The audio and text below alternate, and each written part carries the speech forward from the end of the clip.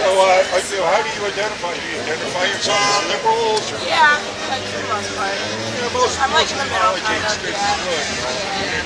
But you don't seem to be like, now here's why I'm talking.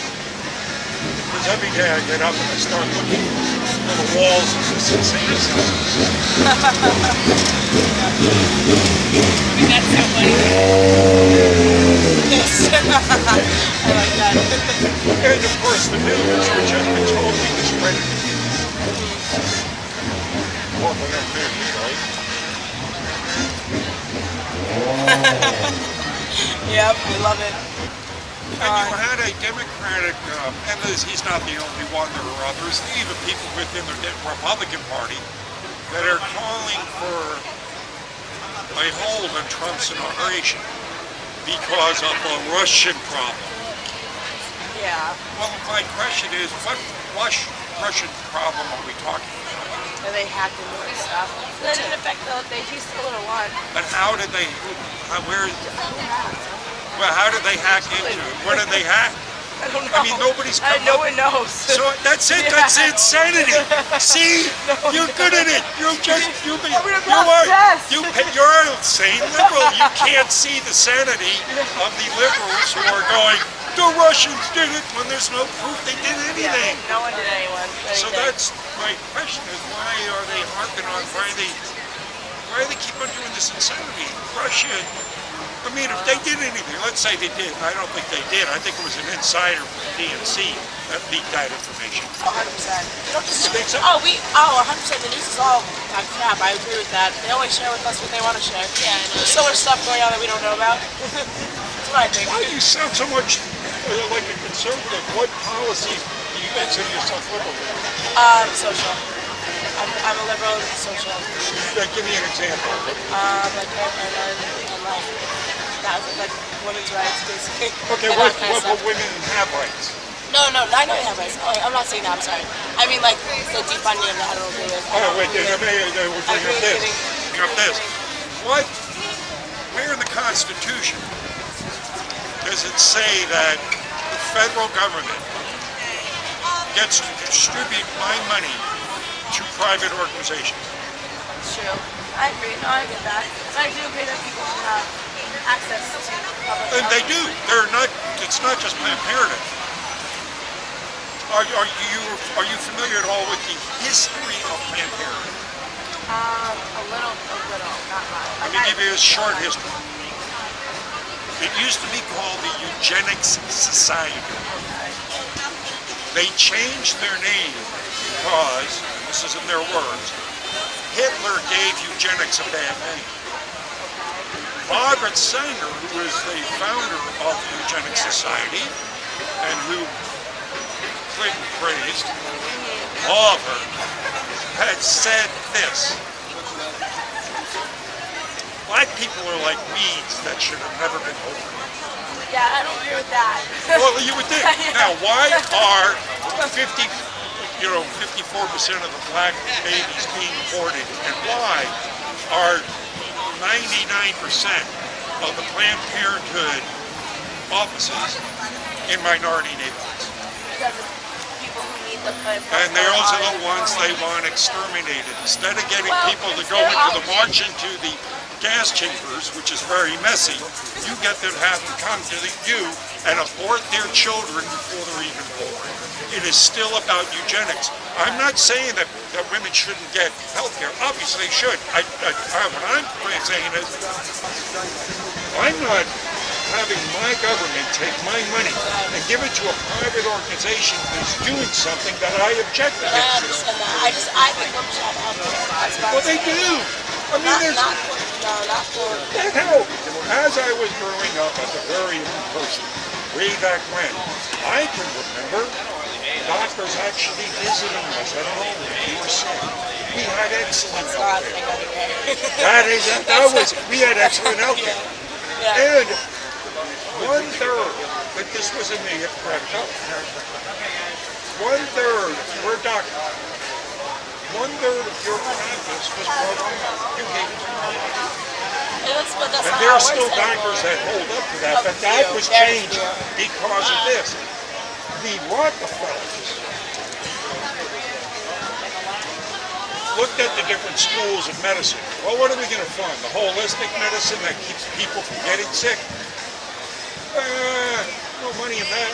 Or the ones that will feed them GMOs, put poison vaccines in them, give them poison pills, keep them ill, let them get cancer. We poured over $2 trillion to try to find a cure for cancer that's risen 35,000%. Where's the cure? Or are you trying to kill us or cure us? So this whole thing is a ruse to keep us sick. I agree. In the end, and this is going to be horrible, I hate to ruin your entire vacation with this. In fact, when I talked to a Harvard professor that qualified this earlier today, AI intelligence is going to put 50% of the people out of work in the next 10 years. What are you going to do with them? Artificial intelligence, robotics, computers are going to put 50% of the people now working. We already got 95 million people out of the workforce. What are we going to do with another 50% out of the workforce that got nothing to do? How are the people working be able to handle that huge burden of taking care of people that don't do anything? So this right there, going back to the elites, is this. They don't need us anymore. They want us dead. So they're going to use socialized medicine as a way to do that. If you control the health of people, you can kill them. If you talk about forced vaccines, mandatory vaccines, you can kill them. If you keep Planned Parenthood going and let them march in there, kill their babies, where you don't have to march them into the FEMA camps to do it, that's okay. They need us dead, and the elites want us dead. They want to kill. It is extreme, but it's true. If you look up the Bilderberg group, the Bilder, just like it sounds, Bilderberg group. Look up the Georgia Guidestones. In 1974, a guy by the name of R.C. Christian, it was an anagram, walks into the Elbington Granite Factory, happens to be the granite factory in the world, and pumps a bunch of money on down and says, I want you to build a monolith for the future of mankind. I represent the elites of the world. It's called the Georgia Guidestones, or America's Stonehenge. 20-foot tablets, 18 inches thick, 8 different languages, carved in granite are the 10 directives for the future of mankind. The number one directive is this. Maintain the world's population at no more than 500 million in accordance with nature. There are over 7 billion people on the planet right now. A little over 6.5 billion of us have to find someplace else to live, according to the elites. If you read Carol Quigley's Tragedy and Hope, which is Bill Clinton's professor, right, protege, he wrote the definitive book on the Illuminati and indeed their plans to go ahead and put themselves in an Elysium-controlled environment and kill us. I've heard of this. Holdren, who is our current science czar, wrote a book in 1980 called Eco-Science, in which he advocates the killing of 80% of the planet on Earth. This is our current science czar. So what they have planned for us, knowing that this apocalypse is coming, knowing that when you graduate, there ain't going to be a job for you. Unless you get high up, you can like qualify for the elites program. So with this, we have to come to grips with it. Gets down to globalism versus nationalism. This man accepted the nomination. He said, our credo will no longer be globalism. It will be nationalism. Taking away the central control of government, because right now Davos is meeting. Davos is the top Western economic forces get together and say, well, how are we going to keep screwing the people? And they're meeting right now. The Bilderberg group meets once a year. Look them up. top 120 of the movers shakers of the world. CEOs, conglomerates, major newspaper. Of course, they don't report on them being there, what's going on. But these people are the ones that control it. If you look at what President Eisenhower said in his farewell address, he said, beware in the future of the military-industrial complex mixing with the technotronic elites to form a network of control that we will never be able to get out. President Kennedy qualified it in the speech that got Kennedy killed, in which he said, the shadow government, he named that is bigger than all other governments, that behind the scenes is never held accountable. This is our enemy. These are the people that we have to fight. Now with the advent thing that you have in your hand, you can look these things up, people become more knowledgeable. These elites cannot exist in the daylight.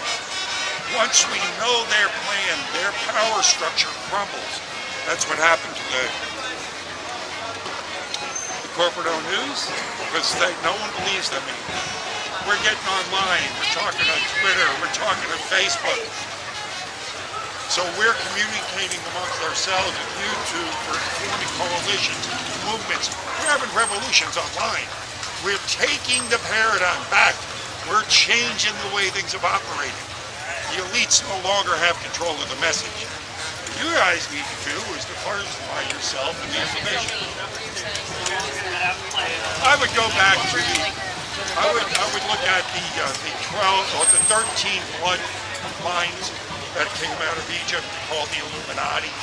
These are the people, the Rothschilds, the ones that have kept things in control all our lives. They through ruthless deceit, took control of the world's resources and still do have control of them. And, keep us in artificial scarcity. I'll give you one thing to watch. Please watch it. It's a documentary of, you're familiar with Procter & Gamble. They are the third largest conglomerate in the world. If you go to any drugstore, probably 30 products in there will be Procter & Gamble. Okay. They make everything from gummy powder to baby powder. Okay. Foster Gamble, heir to this vast fortune, was groomed to be one of the top elites, has an epiphany. And he goes, I can't do this. The people that I am associated with are insane. So he breaks from the agenda. He makes this documentary, write this one down, Thrive, Thrive. That's it. It is a beautiful documentary. He immediately goes into exposing government cover-ups for over 100 years. Things like free energy suppression, Tesla technology, how we have energy machines that can run your car forever, just out of the energy they grab out of the air. So this technology has been hidden from us. So the technologies the elites keep, he's exposing. Alien contact. You believe in alien contact? If you look at the information he's got, the documented information from astronauts that have said, where do you think we got this technology? Okay. Right?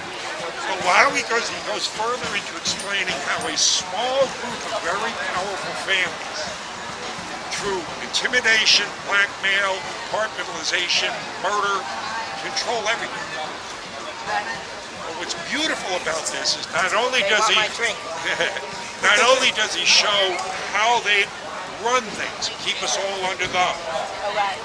Because he's been there and back, he starts giving us solutions, things that we can do to gain the power back, and we're already doing them. Again, by what you're looking at, controlling the narratives, dispersing of the information, getting, taking away the power from them. Because again, once they are put in the light, it's like knowing a magician's trick. Once you know the trick, you can't be fooled anymore. Once you know how they're, using propaganda to control us, you can't be fooled anymore. I agree.